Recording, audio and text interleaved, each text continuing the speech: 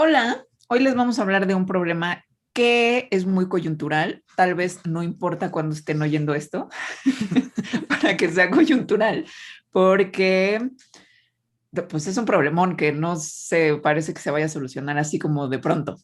O sea, ¿estás diciendo que este va a ser un mal viajarax? Tal vez, aunque en la última media hora tenemos a Delfín Montañana, que es como la antítesis del mal viaje y es como un rayo de esperanza, a ver qué nos cuenta sobre qué se puede hacer por la escasez de agua, que ese es el tema de hoy. Yo siento que Delfín Montañana, nuestro invitado, es todo eso que dices en general, no nada más Ah, relacionado con no, el sí, yo tema. lo decía en general. Ya, Sí, sí, ya, sí, sí, para que no haya sí, confusión, ¿eh? O sea, hay que aclarar eso. sí, sí, Sí. sí. Entonces, bueno, hoy van a enterarse sobre todo del asunto de la escasez de agua en México, que es pues, un tema que a nosotros nos importa un montón. Suponemos que a muchos de ustedes que comparten nacionalidad con nosotros también, pero pues es que sí, además México es un caso como muy paradigmático de cómo podríamos estar haciéndolo mucho mejor y cómo no lo hacemos bien. Entonces, aunque ustedes estén en otro lado, el caso México funciona muy bien para entender lo que estamos haciendo mal globalmente. Así es. Tenemos un mandarax nada más del agua que se llama el vital líquido, donde contamos más cosas generales del agua, del ciclo del agua, cosas así. Entonces, remítanse a ese para más información. Y bueno, Y bueno, pues como la escasez de agua nos importa por muchas razones, pero en particular porque la necesitamos. O sea, ajá, el agua es un recurso básico, pues probablemente el más importante. O sea, el agua, la energía y los alimentos son como la tríada de las cosas que sí o sí necesitamos, pero resulta que la energía y los alimentos dependen del agua. problema. Ajá, y además la energía y los alimentos, pues podemos encontrar como diferentes maneras, por ejemplo, de obtener energía, pero agua, pues solo hay agua. El problema que tenemos respecto a esos tres recursos y por lo que pues, de repente nos angustiamos mucho por ellos es porque la demanda de estos ha ido creciendo, porque la población ha ido creciendo. Es así. No, no, No no solo hay la manera de, población, sino cómo vive esa población, ¿no? Cómo vivimos, más bien. claro, no hay manera de esquivar la situación una vez más de que en realidad este es un problema por nuestro comportamiento. O sea, crecemos un buen en términos de población y nuestra economía también ha buscado crecer desmedidamente. Nos estamos convirtiendo en un mundo mucho más globalizado, queremos vivir en un mundo más high-tech, con un estilo de vida más acá, Como como Elon mucho Musk. más como Elon Musk, exacto. Y pues conforme aumenta nuestra demanda de recursos y nuestra población y nuestras ganas de vivir como Elon Musk, pues también aumenta la demanda de los recursos naturales y esto, bueno, naturales y en términos de energía y alimentos, lo que había dicho Alejandra, y esto pues es un problema. Es un gran problema. O sea, se estima que para 2030, en 9 añitos, o sea, es que luego 2030 piensas, falta un buen, ¿no? Pero faltan 9 años. O sea, 9 años es en 2000, hacia atrás es 2012. Entonces, sí, No, eso fue antier. No, esto no me gusta. exacto. O Esto sea, no me pasado gusta. mañana en 2030, para 2030 se estima que la demanda de agua va a incrementar 40%, la de energía 50% y la de alimentos 35%. Entonces, esto, por eso digo, esto no parece ser una cosa que se vaya a resolver así tan de repente. El problema del agua en particular como recurso es que piensen en esto. Por ejemplo, si hablamos de energía, es como, wow, sí tenemos una demanda energética muy tremenda, pero en los últimos años se ha ido haciendo mucho esfuerzo para tratar de canalizar nuestra demanda energética a fuentes que sean un poquito más sustentables por ser renovables y por no producir tantos gases de efecto invernadero como los produce el principal combustible que usamos desde hace muchos años, que son los combustibles fósiles, ¿no? Nuestros hábitos de vida pueden cambiar y podemos tener otro acercamiento hacia el alimento y volvernos todos mucho más vegetarianos. Y bueno, o sea, ese tipo de cosas se pueden encontrar alternativas a lo que estamos haciendo ahora. Pero pues es que el problema es que para el agua no hay sustituto, no acepta imitaciones porque no las hay, No hay. no No hay hay. ni habrá, o sea, Es No, así. Ajá. no, y no, lo de que hay agua en otros lugares cercanos que podamos ir ciencia ficcionescamente a robarnos a otros cuerpos celestes, cero que va a pasar. O sea, eso descártenlo, olvídenlo, no va a ocurrir. Por lo menos no en Ahora, nuestro tiempo. ahora, como estamos hablando del agua como un recurso, es decir, el agua que necesitamos los seres humanos, entonces tenemos que poder medirla. Una manera muy, muy común que se utiliza para medir el agua como un recurso es una cosa que se llama la disponibilidad natural media de agua por habitante en un año. O sea, cuánta agua hay disponible para una persona en un año en cierto lugar. Eh, cuando este valor, esta disponibilidad media por habitante por año, es menor a 1.000 metros cúbicos, entonces se dice que hay escasez extrema, porque esta cantidad de agua limita muchísimo el desarrollo que puede tener una persona y la sociedad cuando hay esa cantidad tan poquita de agua. Luego, escasez crítica es si está entre 1.000 y 1.700 metros cúbicos por habitante por año. Ahí lo que se dice es como que ya está crítico, pero se pueden tomar medidas urgentes, ¿no? Y entonces todavía se puede hacer algo. Baja y media es entre 1.700 y 5.000 metros cúbicos por habitante por año. Y esta es la baja, la media es 5.000, entre 5.000 y 10.000. Y si la disponibilidad media supera los 10.000 metros cúbicos por habitante por año, entonces se dice que hay disponibilidad alta. O sea, bonanza. Tengan esto en cuenta, digo, dije muchos números, se los vamos a repetir después para ver qué tal estamos aquí. ¿Qué variables intervienen para calcular estos numeritos que Alejandra dio y que vamos a repetir más adelante? Pues muy fácil. ¿Cuánta agua cae? ¿Cuánta agua se evapora? ¿Y qué tanta población hay en la zona donde está cayendo esta agua y de donde está evaporando? Básicamente es eso, ¿no? Precipitación, evaporación y la población que hay en ese lugar determinado. Ahora, básicamente, pues si no hay así unos cambios climáticos muy locos, los cálculos de lluvia y evaporación se hacen con base en un estándar de una zona determinada y se ve que pues históricamente cambian poco, ¿no? O sea, salvo que sí, como justo episodios climáticos muy tremendos. El factor que realmente cambia aquí es la cantidad de población que hay en un mismo lugar en un tiempo determinado. O sea, esta va generalmente aumentando. Sí, hay malos años en términos de precipitación, hay malos años en términos de evaporación, pero eso se mantiene más constante. La población se mantiene también constante en su crecimiento. Ahora, ahora viene cuando nos acordamos de esos numeritos. Sí, Porque en 1955 en México, todo el país, que bueno, esto es un promedio de regiones que tienen valores muy distintos, ¿no? O sea, el sur de México tiene un clima y una precipitación muy distinta al norte, pero bueno, tomemos el promedio en México. Entonces, la disponibilidad natural media anual por habitante en México en 1955 eran 11.500 metros cúbicos. Y luego, para 2004, o sea, en 50 años, eso disminuyó más del 60%, disminuyó a 4.094 metros cúbicos. o Es sea, pasamos, muchísimo. pasamos de disponibilidad alta a disponibilidad baja, literal. Así es, en nada más 50 años, y acuérdense que esto es un promedio, eso quiere decir que hay zonas del país, muchas, en donde en realidad la disponibilidad está muy por abajo del promedio, porque en los estados del sur llueve mucho más. ¿Y saben cuál es el problema de todo esto? Que dicen, ay, pues bueno, disponibilidad baja no está tan mal, porque pues hay todavía dos escalones más abajo. Está Siempre crítica. se puede estar peor. Exacto. Hay crítica y extrema. Ay, no Ajá. hay fijón.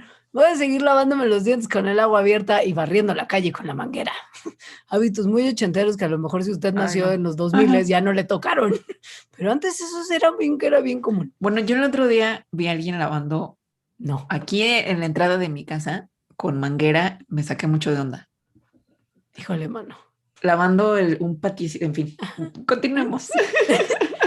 El problema es que estos números no nos están hablando de qué es bueno, sí nos están hablando porque son un claro indicador de que lo hemos estado haciendo mal, pero no nos dicen como, bueno, y qué hubo, cómo ya estamos solucionando, qué onda, vamos a mejorar, ¿no?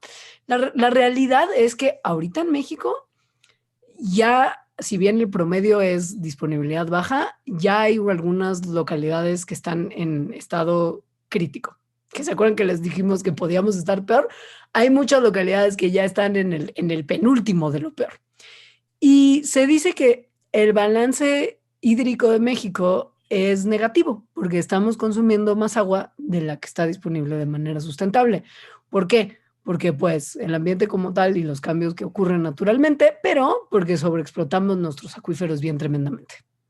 Y bueno, eso justo es dañar al ambiente. O sea, estamos obteniendo ahorita el agua necesaria justo a costa, por eso no es sustentable, a costa de sobreexplotar las fuentes que tenemos de agua. O sea, ahorita en México, bueno, más bien hace 10 años en México, la diferencia entre la oferta y la demanda de agua, aunque suena esto muy económico, era de casi 12 millones de metros cúbicos. Eso es un montón. Y lo que se piensa es que cada vez va a aumentar más y más. Y otra vez, pasado mañana, o sea, en 2030, el cálculo es que esta diferencia entre lo que se consume y lo que nos puede dar la naturaleza van a ser 23 millones de metros cúbicos de agua.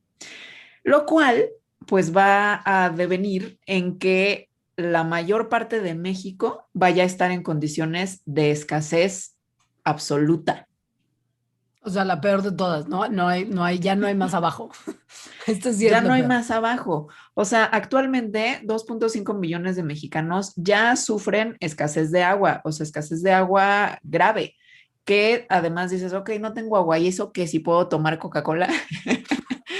Pues no, o sea, en Ah. realidad el agua es muy necesaria, no nada más para tomárnosla, sino, por ejemplo, para la higiene. Entonces, en estas personas que sufren de escasez de agua, pues en donde viven hay más enfermedades.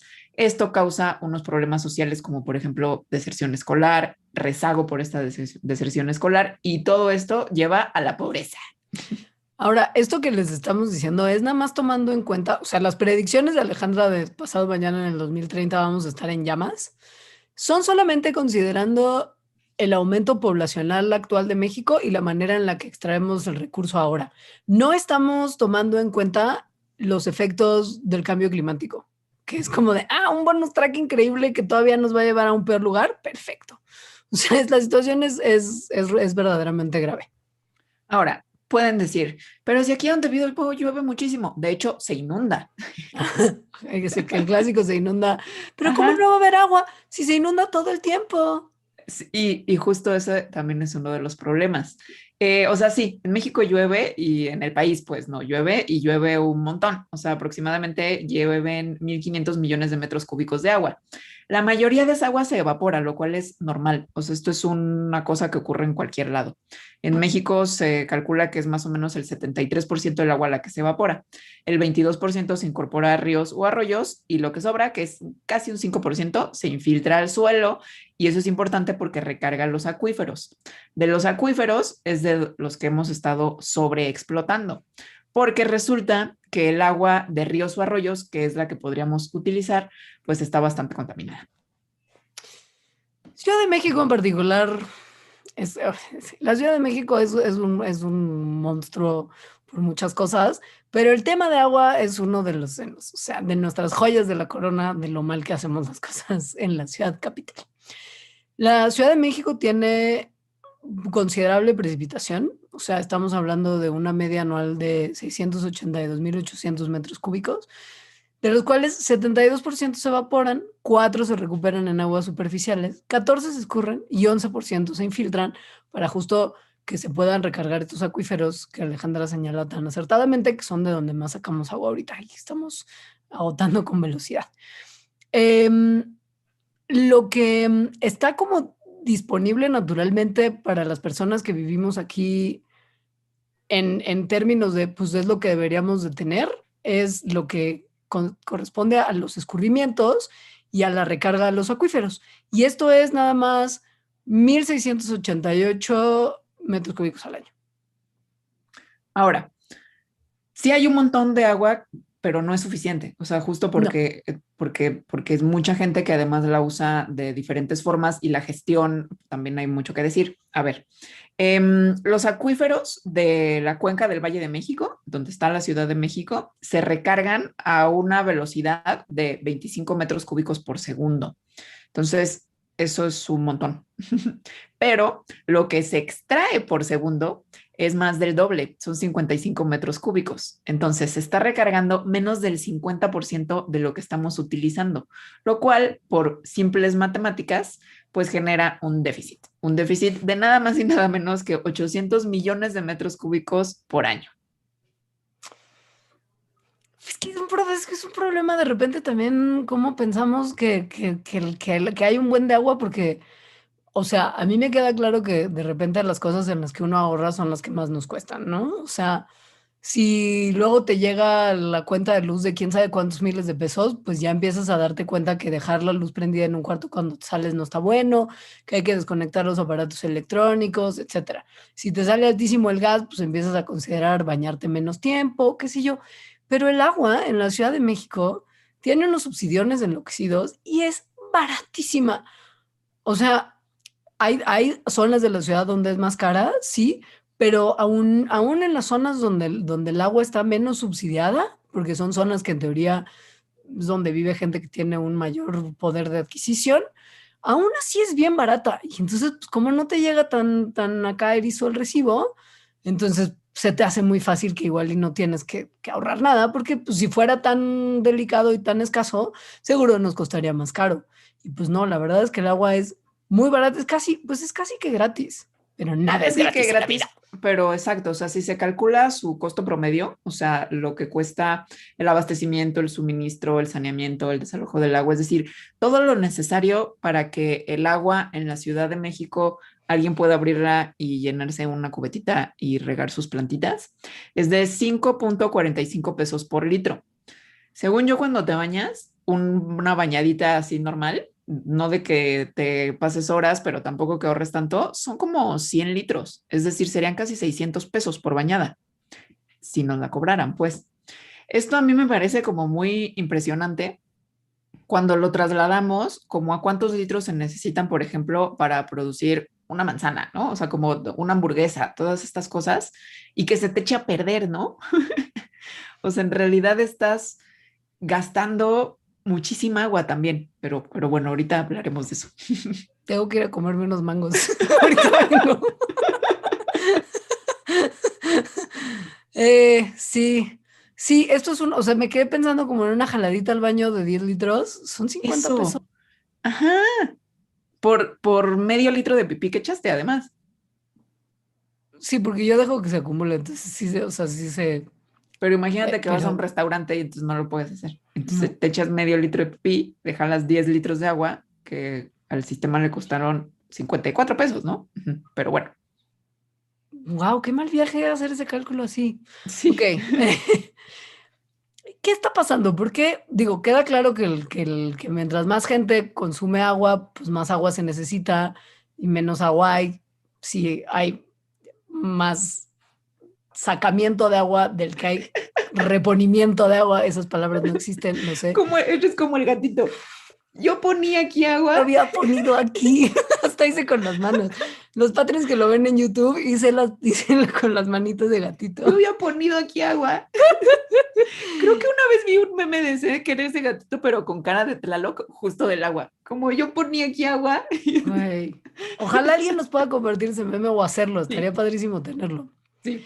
Pero bueno, ¿qué onda? ¿Por qué estamos haciéndolo tan mal? ¿Y por qué no? Si en el mundo hay un montón de agua, que sí entiendo que hay muchísima más agua salada, ¿verdad? Por supuesto. Pero ¿por qué si en teoría hay agua para todos? Muy pocos, o sea, no muy pocos, pero más bien muchos países no tienen lo que se conoce como seguridad hídrica. O sea, la garantía de que todos sus pobladores tienen acceso al agua que necesitan para vivir bien. ¿Por qué hay tantos países que no tenemos esto? A ver, si hay una cosa que es real, que es el calentamiento global, Sí. que altera pues el comportamiento del clima, incluida la precipitación, y ahí también altera el ciclo del agua. Entonces, esto puede hacer que llueva menos en algunos lugares, que haya más sequías o que el patrón de lluvias cambie, ¿no? O sea, que igual y en promedio en el año llovió lo mismo, pero la lluvia se concentró en unos meses en vez de en un periodo más grande y entonces hubo inundaciones y luego hubo sequías o en fin. También hay variabilidad climática natural independientemente del cambio climático.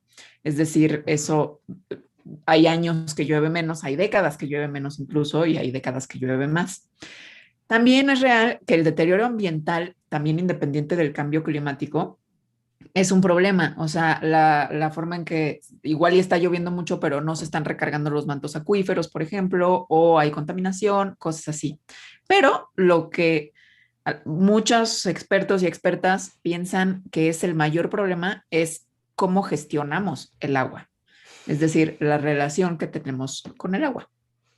Porque sí, o sea, las sequías son bien importantes, no nos confundamos. Este año en particular y el año pasado en la Ciudad de México, estamos hablando de 2020-2021, han sido años complicados en términos de la cantidad de agua que cae en el país. Se habla de una sequía como no ha habido en muchos años antes. Y para que entiendan qué es, una sequía es cuando los niveles de lluvia que caen son significativamente menores a lo que normalmente caería. Y esto pues obviamente desequilibra la cantidad de agua que hay disponible. Es así.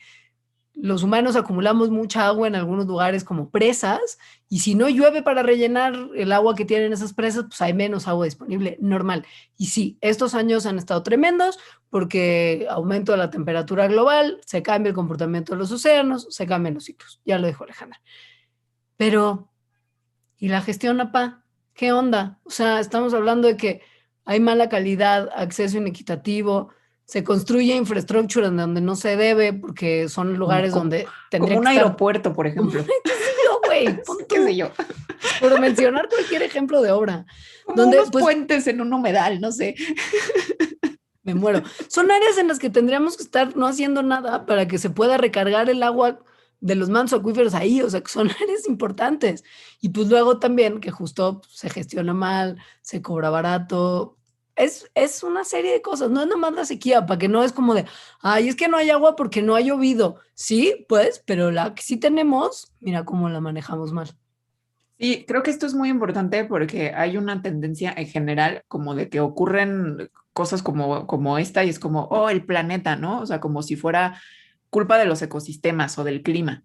Y en realidad es o sea, hay un factor de que pues sí, sí ha llovido menos, pero en realidad el problema es cómo le hacemos para gestionar lo que llueve, ¿no? Y no nada más en este año, sino históricamente. O sea, en la Ciudad de México, la extracción de agua está rebasada respecto a lo que está disponible para la cuenca en más del 170%. O sea, esto está tremendo. La ONU considera que una presión fuerte de los acuíferos es cuando están explotados, o sea, rebasados a 40% de la capacidad natural que tienen. Entonces, esto es 4 veces más lo que está en la Ciudad de México. Y pues un problemita extra para sumarle a todo eso es que del agua que sacamos de la Ciudad de México, que justo, o sea, ya es en números mucho mayores a los que se consideraría que deberíamos estar sacando, no toda se puede utilizar, porque fíjense, en la Ciudad de México la mayor parte del agua que usamos viene de pozos, pero muchas de las aguas de esos pozos tiene lo que viene siendo los contaminantes y metales que no nos viene bien que nos tomemos. Por mencionar algunos, que tu arsénico, que tu manganeso, que tu plomo, bien tóxico para la salud. Y también tenemos pues los fármacos, los antibióticos, los pesticidas, todas esas cosas que echamos los humanos también al ambiente están en el agua que sacamos y eso es un problema porque entonces hacen que no se la pueda tomar uno tan fácilmente. Si viven en México, sobre todo en la Ciudad de México, seguro ya han escuchado que ahorita el problema está muy grave, o sea que la escasez del agua ahorita estamos en una crisis. Eh, ¿Por qué? Pues por ejemplo, el Cutzamala, el sistema Cutzamala, que da como más o menos el 30% del agua, abastece el 30% del agua que se usa en la Ciudad de México, el resto se saca de pozos. El sistema Cutzamala a este año está por debajo del 50% de su capacidad, que es, digo, no es que el año pasado estuviera al 100, ¿no? Pero estaba 23%, estaba 23 puntos más arriba que lo que estamos. Es decir, bajamos ese porcentaje. Mm. Y eso es algo que yo veo literal, ¿no? Porque el sistema Cutzamala está conformado de varias presas, una de ellas es Valle de Bravo, donde vivo yo, y literal, el lago está bajísimo, o sea, se ve, se ve bajísimo. ¿Cómo se llenan estas presas? Pues lloviendo, pero no ha llovido suficiente y además se ha consumido más justo de la que se logra reponer por las lluvias. O sea, otra vez, simples matemáticas, se está sacando más agua de lo que el sistema está reponiendo, tal cual. Y no todos consumimos igual, ¿eh? Esto sí, pues ahí también justo es una lata. No todos consumimos igual y no todos tenemos la misma cantidad de agua disponible. La Y el Ciudad de mismo México, problema. claro. Sí. La Ciudad de México es ese lugar que hermoso en donde puedes estar tú en tu mansión en Santa Fe viendo el bosque de Tarango, divino, precioso. Tú en Bonanza vas al club de golf y juegas golf en la mañana y de repente te asomas como hacia un costado y ves los barrancos de Santa Fe y es como, ay no, qué horror, qué feo está ahí, fuchi, fuchi. Bueno, ese lugar, los puentes de Santa Fe son un Es muy hermoso impresionante. balcón a lo que es la Ciudad de México. O sea, en un lado está como el no sé qué bosque super, hiper, mega monárquico de Santa Fe, y del otro lado están las barrancas de Tarango y del pueblo de Santa Fe. Así es también en todo lo demás de la ciudad, no solamente en cuestiones habitacionales. El agua está dividida de una manera tan tremenda como se ve la diferencia en los puentes de Santa Fe. O sea, hay, habita uno en Iztapalapa como tal, ya por solo vivir ahí, tiene acceso a una cuarta parte del agua por persona de lo que tienen los habitantes de la delegación Coajimalpa, que es justo ahí arribita de Santa Fe, vecinos, que hasta que la zona me salió bien. Eso es súper preocupante. Eso está muy gacho y además ese es el problema de los promedios en lugares donde lo que está hacia los extremos del promedio son Sí. tan amplios. O sea, el consumo medio por persona diario en la Ciudad de México son 314 litros por habitante, pero 77% de la población de la Ciudad de México consume menos de la mitad de esto, o sea, consume menos de 150 litros por día. Eso quiere decir que el 23% consume más del doble que esos 314 litros para que te salga el promedio, ¿no? No, a ver, ya me Entonces, saqué. Sí. ¿qué? No, dale. ¿Necesitas un abaco? No, no. Iba ya a dar paso al otro tema, pero termina, si quieres, termina tu No, comentario. ya, este era todo mi comentario. No, es que ya me saqué un montón de onda y ya me voy a bañar en un minuto y no voy a tomar agua más que así como unas gotas al día para nada más cuidar mi garganta. Es que no va por ahí tanto, o sea, sí, y Sí, obviamente uno como individuo tiene que buscar usar la menor cantidad de agua posible. No que en Iztapalapa tengan otra opción, qué horrible lo que estoy diciendo, pero es una cosa real, lo que acaba de decir Alejandra es cierto. Pero piensen que en México el 14.4% del agua es lo único que se usa para consumo público. O sea, del 100% de agua que tenemos en México, 14.4 es la del consumo público. Wow, sí, ¿y dónde está todo lo demás? El otro 86%, ¿qué onda? Pues miren, 9.6% va a actividad industrial y el 76% del agua que tiene el país se va a la agriculture. lo cual está un poco en contra incluso de la Constitución, porque se tendría que priorizar el consumo público, o sea, el consumo de las personas para su derecho al agua, que creo que es el artículo 4. Pero bueno, la cosa con la agricultura y el agua en México es una maraña de situación. Este, a ver, importamos un montón de carne y productos animales y de cereales, en particular maíz, lo cual es algo muy triste, pero exportamos y además somos así como tremendos exportadores de frutas y verduras. De hecho, a los últimos años, la economía de México ha dejado de depender tanto del petróleo y más bien ha empezado a depender sobre todo de estas exportaciones de productos agrícolas y también del turismo. Esto podría sonar muy padre, o sea, porque dices, pues estamos exportando un montón de agricultura, ¿no? De productos de la agricultura, está súper bien entonces que haya un montón del agua de México destinada a esto, porque literal nuestra economía depende de esto. Pues más o menos, porque si tomamos en cuenta que estamos usando más agua de la que tenemos, entonces estamos utilizando, o sea, estamos como ahorita vendiendo nuestra agua del futuro, por decirlo de alguna manera. O sea, estamos sacando más agua para producir cosas que exportamos y nos vamos a quedar sin estos recursos hídricos que van a ser necesarios sí o sí en el futuro. Entonces, estamos haciendo un muy mal negocio, por decirlo así. Ay, pero ¿cuánta agua puede usar producir un poquito de la cosa de la agricultura, ganadería? No puede ser tanta agua. Tiene que ser una cosa ahí muy menor. Un kilo de maíz ocupa un promedio de 1,000 litros de agua. Un kilito de maíz. Para que la próxima vez que vayan al cine me tiren la mitad de las palomitas que se pidieran. Por favor, que se las coman hasta la última, ¿eh? Y cuando coman carnita, no me dejan ni un pellejo. Se la comen toda porque para generar un kilo de carne se ocupan 13,500 litros de agua. 13,500 es muchísima agua. Sí, entonces más allá de eso, como del desperdicio individual, que pues sí es muy importante, la cosa de la economía y que estemos viviendo literalmente económicamente a partir de exportar estos productos agrícolas que se obtienen a través de la sobreexplotación de nuestros acuíferos, es una muy mala jugada.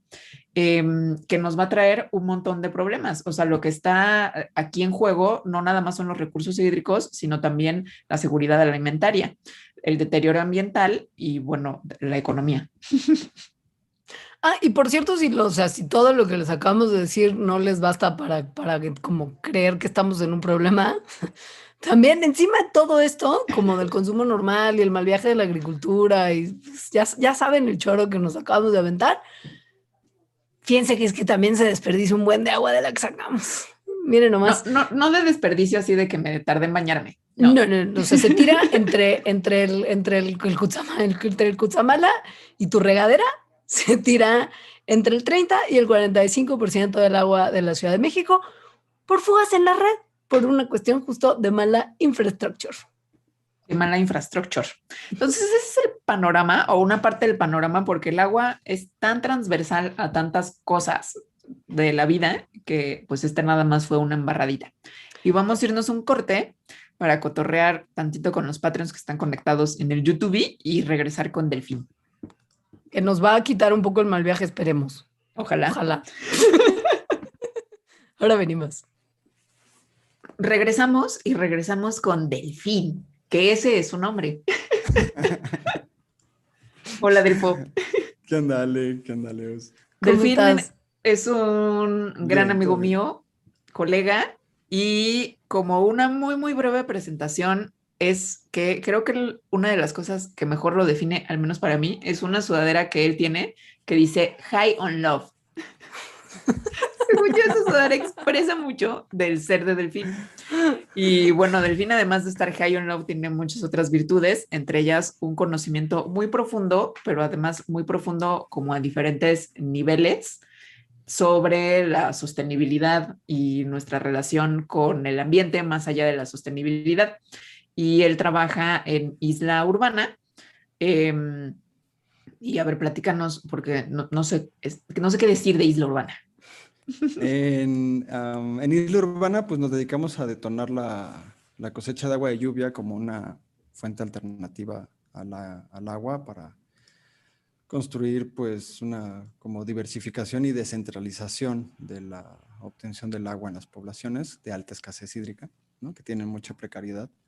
Y yo estoy en la dirección de educación socioambiental, en la parte de cómo capacitamos y cómo generamos espacios de entendimiento compartido sobre el agua para no solo entender cómo nuestras viviendas se conectan con las nubes, sino también cómo tenemos que cambiar la relación.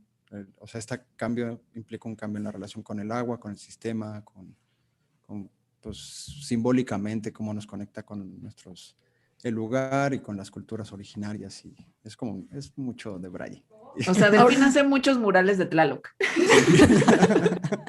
Ahora, Isla Urbana no es un proyecto nuevo, ¿no? Por más que algunas personas quizá no hayan escuchado el nombre de esta iniciativa, lleva un buen rato como picando un poquito de piedra de todo esto que nos cuentas, Y digo, ha sido un camino largo, pero ahora ya son mucho más grandes, trabaja mucha más gente ahí. O sea, empezó con un proyectito muy chiquito de unas cuantas personas.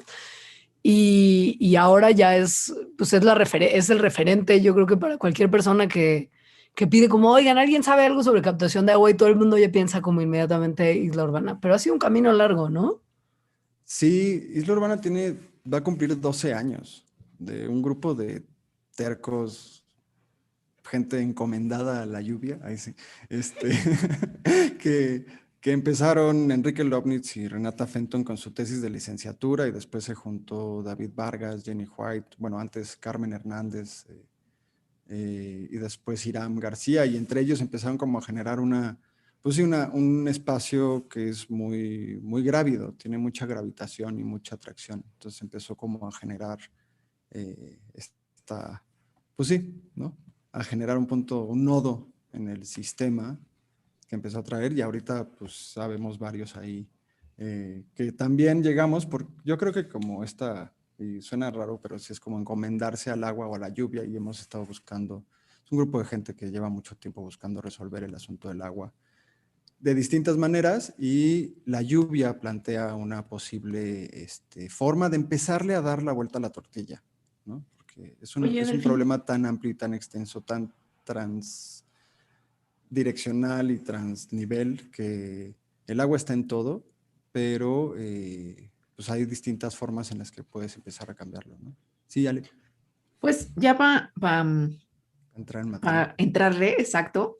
A mí me gustaría que nos contaras cómo, utilizando a la Ciudad de México como ejemplo, de mal ejemplo, pues, cómo, cómo es actualmente el ciclo del agua en la Ciudad de México y eso cómo se relaciona con la problemática del agua. Ujú. Sí, pues sí es un muy buen mal ejemplo. Y es icónico a nivel internacional, o sea, es una zona en donde había un sistema lacustre de 2000 kilómetros cuadrados de espejo de agua. O sea, es enorme, ¿no? Anáhuac se llamaba el lugar, que significa cerca o alrededor del agua, ¿no? Y es un muy buen mal ejemplo porque básicamente la Ciudad de México plantea cómo la humanidad construyó en un lugar de enorme abundancia hídrica un sistema que gira en torno a la escasez. Y eso es fuertísimo, ¿no? O sea, es una o sea, como especie somos una decepción, ¿no? Como en el sistema viviente en el que habitamos, ¿no? Pero también en estos lugares donde la situación es tan extrema, pues el potencial emerge y es donde las soluciones pueden realmente empezar a darle vuelta a muchas cosas y ciertas dinámicas pueden transformarlo. Pero la Ciudad de México durante casi toda su historia se suministró del agua que le cae. En la Ciudad de México cae una enorme cantidad de lluvia. Y aparte el acuífero es un acuífero enorme, ¿no? O sea, la Ciudad de México es una cuenca endorreica, es decir, drena hacia el interior, no genera un río que desemboca en el mar. Y este cierre, cuando nos separamos de la cuenca del Balsa, sucedió como que se terminó de completar hace aproximadamente unos 600,000 años, ¿no? Entonces, es una zona que lleva 600,000 años cosechando agua, ¿no? Y pues el acuífero tiene una profundidad de 2 kilómetros, ¿no? Más o menos la altura al nivel del mar en la que está la Ciudad de México, ¿no? O sea, hemos perforado hasta el nivel del mar, así hacia abajo, y seguimos encontrando agua perteneciente a los distintos niveles de los acuíferos que están en esta cuenca, ¿no? Entonces, muchísimo tiempo fue así y después, justo como platicaban ustedes, el crecimiento poblacional, la nueva demanda, ¿no? El enorme crecimiento que tuvo el país, en particular el siglo pasado, ¿no? Finales de mediados y principios la segunda mitad, proceso de industrialización mexicana que sucede en los 60s y en los 70s, pues genera una enorme demanda y eso lleva a pensar cómo diablos vamos a traer agua, ¿no? Entonces, el ciclo del agua en la Ciudad de México, pues se precipita un chorro de agua, toda esta agua la intentamos sacar lo más rápido posible porque nos inunda, porque habitamos en una zona que de forma natural, dentro del flujo natural, se inunda, eran lagos, y lo intentamos sacar lo más rápido posible. Y en esa acción tenemos un chorro de sed, ¿no? Un querido amigo dice, en la Ciudad de México moriremos inundados sufriendo de sed, ¿no? Y ese es el absurdo de la situación. Entonces, la Ciudad de México hizo un ejercicio que se usa en muchas partes del mundo, que es el trasvase, y es que traes agua de otras cuencas, ¿no? Entonces, los brazos de la sed de la Ciudad de México se han extendido pues, hasta Michoacán, ¿no? Donde está Colorines, y empieza el sistema Cutzamala, que es una serie de presas que en un origen tenían una vocación hidroeléctrica, lo cual más bien como pues, colectan agua en el paisaje, lo acumulan, y lo que hicieron fue conectar todo el sistema de hidroeléctricas. Dijeron, lo conectamos una a otra, y de así vamos trayendo el agua. Después gastamos una enorme cantidad de energía en bombearla para subirla a la Ciudad de México y satisfacemos el 30% que nos está faltando, ¿no? Pero el sistema Cutzamala después se juntó con el Lerma, que son una serie de pozos en la ciudad de Toluca, entonces mezclan estas dos para justo cubrir el 30%, ¿no? Pero es muy grave porque la gente que vive en esos territorios desde Michoacán a 240 kilómetros de distancia de la Ciudad de México no tiene posibilidad de utilizar el agua que cae en su territorio porque está prometida a la Ciudad de México, que pues, es un nodo financiero, económico, político, cultural, ¿no? Del país, ¿no? Y bueno, usamos toda esa agua, como decían ustedes, se pierde el 40% en fugas, o más bien no se sabe. Ese dato se saca de la diferencia que hay entre el agua que el sistema integra y la que se logra cobrar, pero ahí hay que considerar fugas y huachicoleo, bueno, el aguacoleo, ¿no? El robo de agua, que es La tranza como tal. la tranza como tal, ¿no? O sea, el hombre, la humanidad siendo pues gandallita, ¿no? Y entonces la utilizamos y la despilfarramos, ¿no? En un sistema que aparte promueve la injusticia social, porque justo en las zonas donde menos agua hay, pues de hecho pagan el agua más cara, ¿no? O sea, cuando estás conectado a la red, te cobran respecto a los metros cúbicos de la red, pero cuando no estás conectado y te suministras por pipas, ¿no?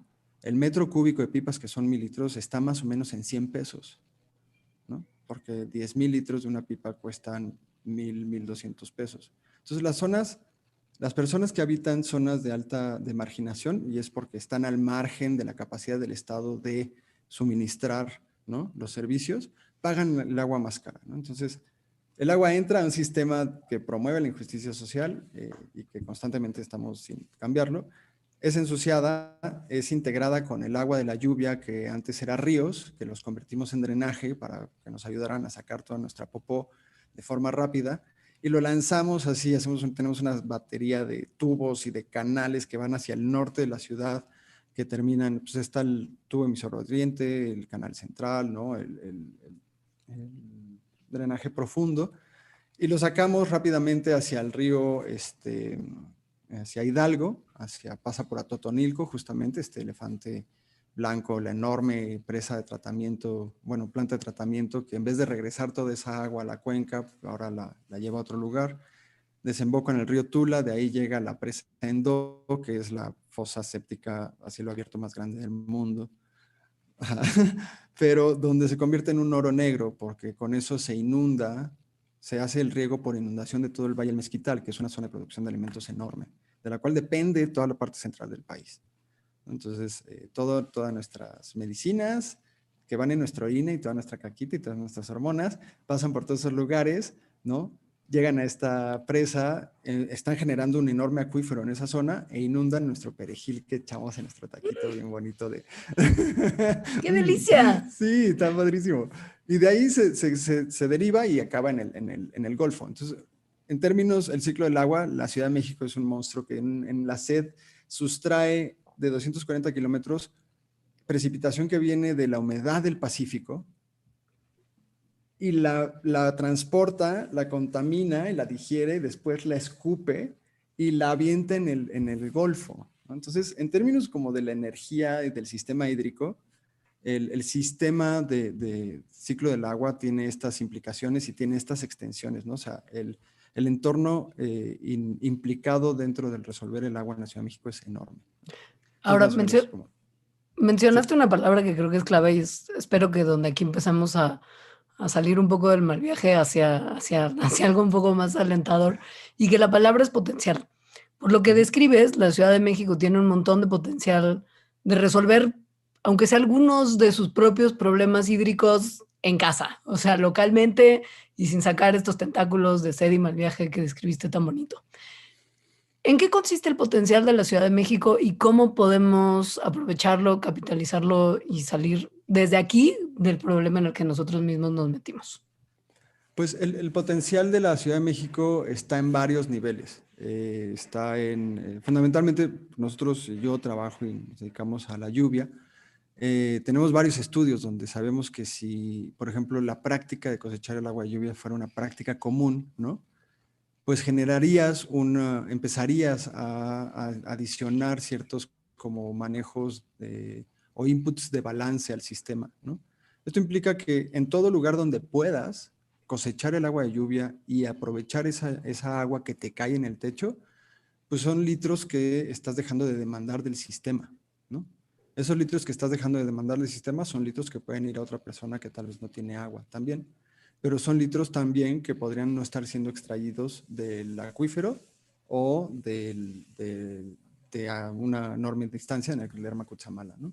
Entonces, primero es como poder establecer que hay una transformación de las prácticas con la cual la humanidad se relaciona con el sistema viviente en el que habitamos, ¿no? Y esto creo que es un potencial en todos los lugares. O sea, sí podemos pasar del vasito que utilizo cuando me lavo los dientes y yo uso 3 canciones que me gustan para bañarme, que son más o menos, ¿no? 9 minutos, ¿no?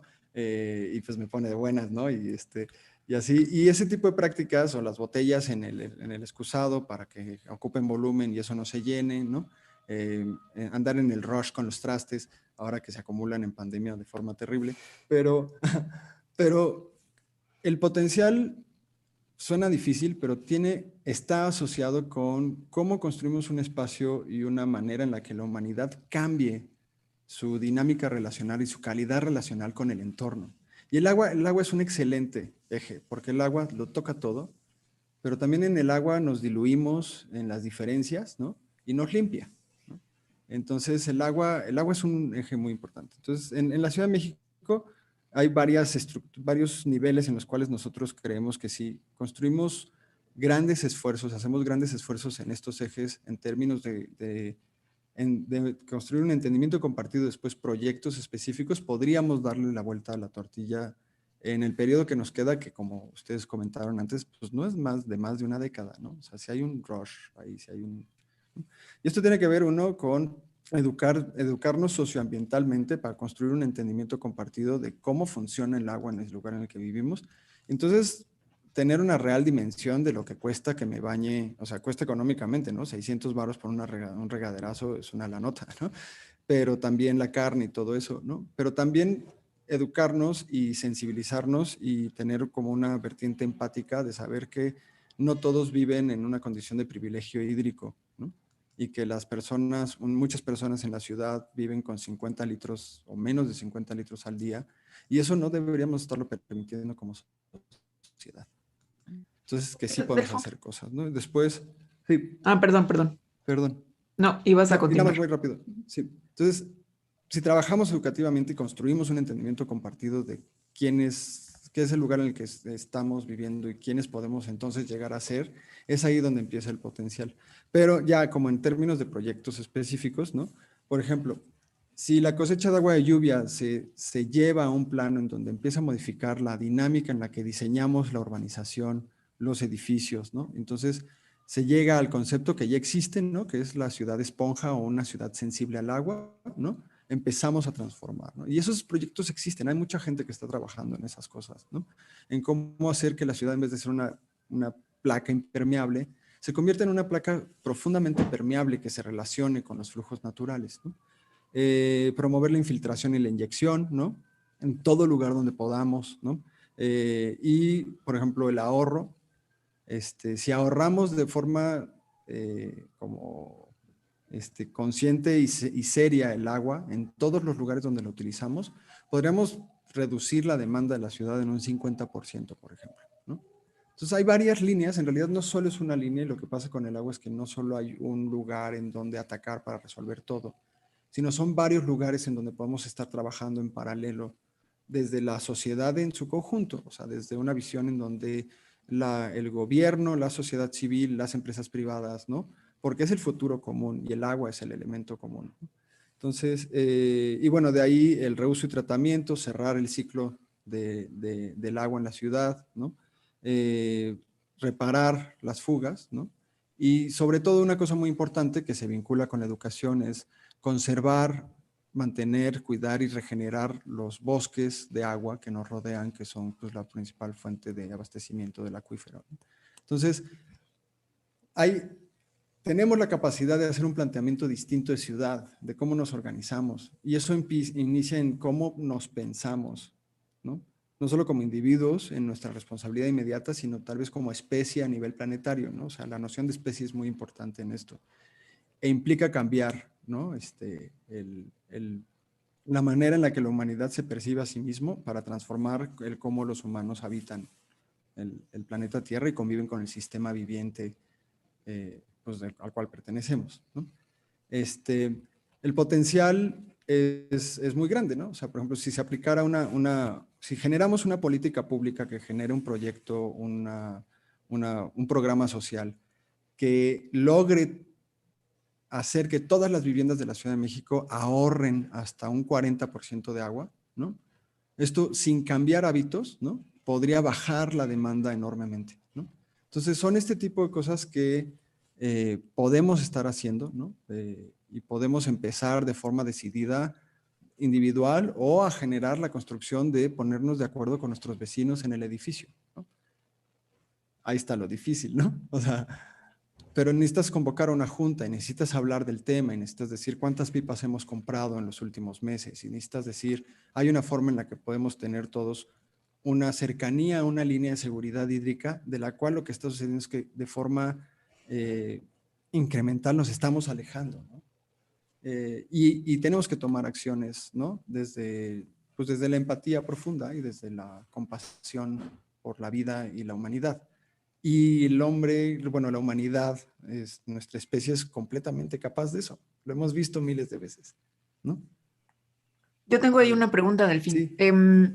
Porque cuando empezaste a describir como el ciclo vicioso del agua en la Ciudad de México, dijiste que era un caso, creo que paradigmático o algo así, ¿no? O sea, que en realidad es una cosa similar, se repite en otros lugares del mundo. Uh-huh.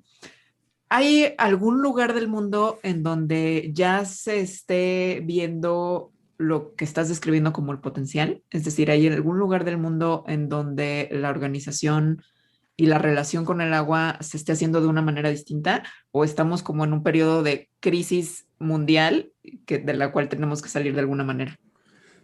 Yo hasta ahorita, ay, perdón, no observo un lugar donde ya estén actuando desde otro paradigma a nivel conjunto, ¿no?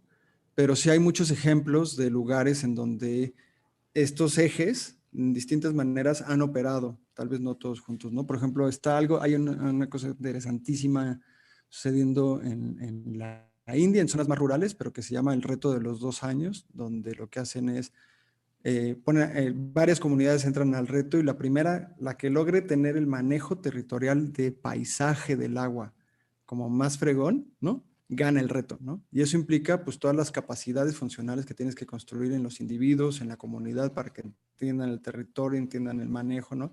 Tienes 2 años para lograr el mejor manejo hídrico.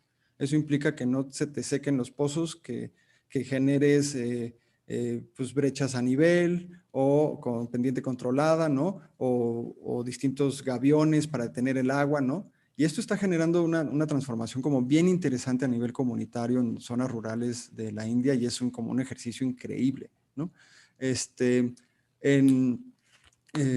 Hay otros ejemplos, hay ciudades que han logrado mejorar notablemente la calidad del agua de sus ríos, por ejemplo, ¿no? O sea, en Europa es algo que sucede desde hace una década, por lo menos de forma ya legalmente y políticamente aplicada, ¿no?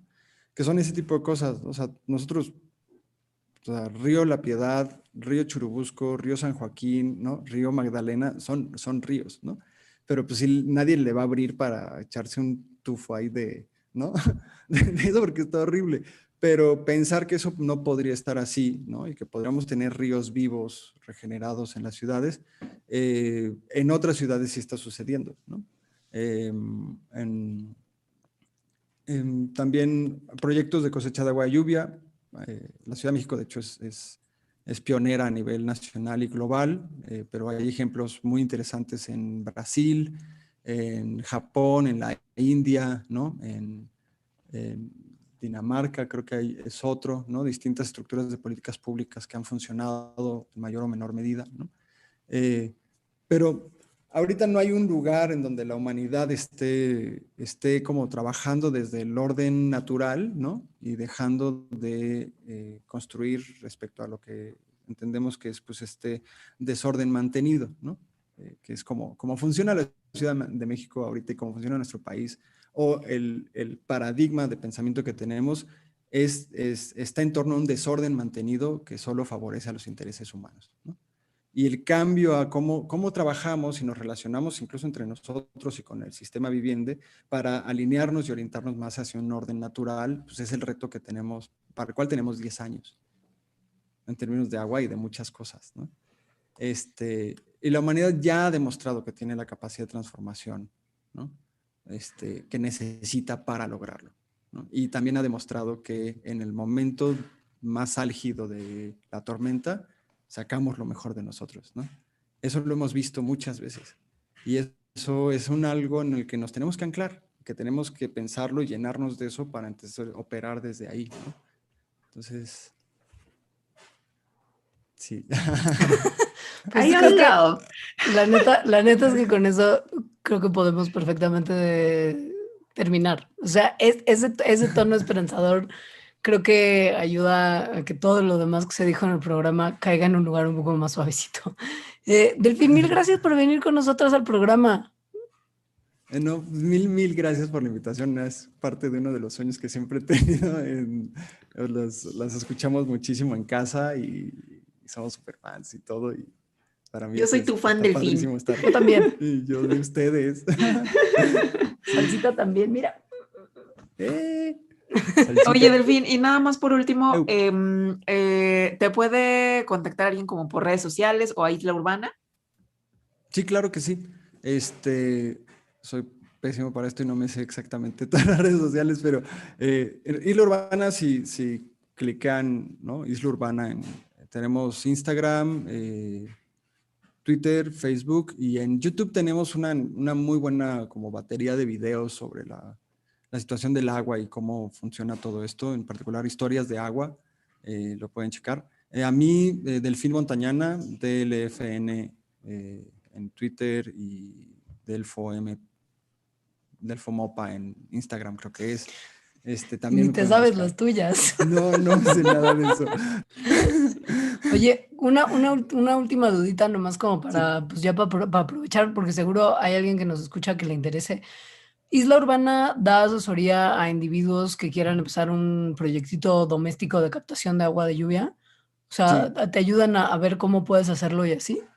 Sí, Isla Urbana tiene como dos estructuras. Una muy grande son los proyectos sociales, que trabajamos con fundaciones, gobierno, para justo instalar sistemas en zonas de altísima precariedad hídrica y de alta marginación.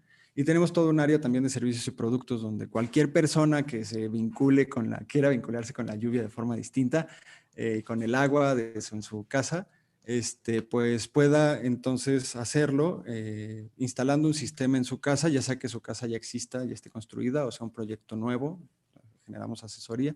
También trabajamos mucho con ahorradores. Tenemos unos paquetes de ahorro para que en media hora instales ahorradores en el grifo de tu cocina, en el lavamanos, en la regadera, en el excusado, y nada más instalándolos tengas 40% menos de consumo sin pensar en cuántas canciones te estás bañando, ¿no? Wow. Ajá. Y trabajamos, pues hacemos talleres, tenemos muchas vinculaciones con muchas organizaciones.